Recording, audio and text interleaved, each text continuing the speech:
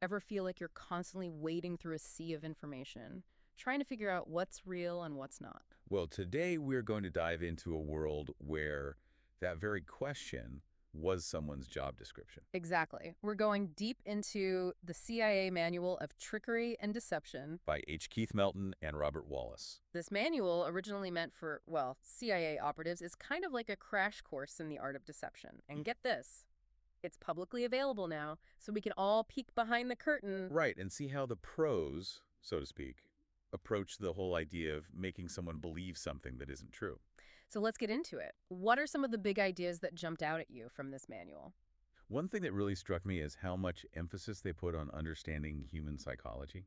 Oh, interesting. So it's not just about coming up with clever tricks or gadgets. No, it's much more about understanding how people think, how they make decisions, what their biases are.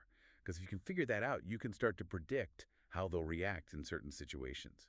I see. So you're basically exploiting those mental shortcuts we all take. Yeah, exactly. Like, imagine you're trying to convince someone of something that's not true.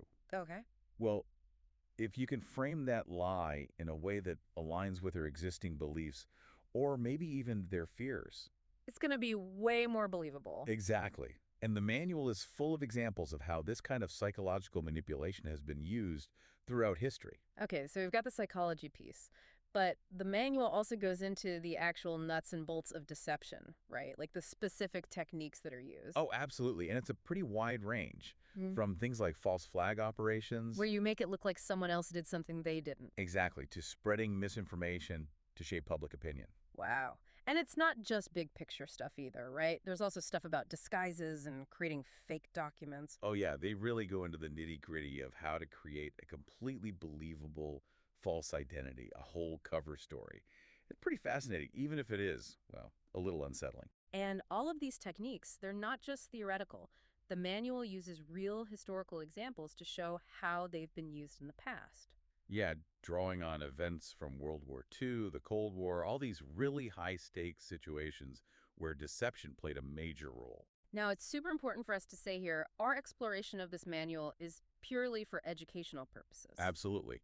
We're not condoning any of these activities or suggesting anyone try them out in real life. Right. It's about understanding the history and the thought process behind these techniques. And maybe, helping us all be a little more aware of how information can be manipulated. So to wrap things up, what would you say are some of the key takeaways from the manual? Well, I think it really highlights the importance of psychology in deception. Right. Knowing how to play on people's biases and beliefs. And it also shows the sheer range of techniques that can be used, from the really elaborate to the surprisingly simple. And of course, the historical examples show us just how impactful these strategies can be. Yeah, it's a reminder that deception has always been a part of human conflict and intelligence work. Okay, so now I've got a question for you, the listener.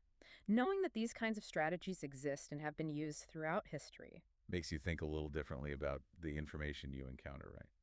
how do you know what to believe? How do you separate truth from fiction? It's a question worth pondering, especially in today's world. That's something to chew on, for sure. Definitely. Food for thought. Thanks for joining us for this deep dive. We'll see you next time.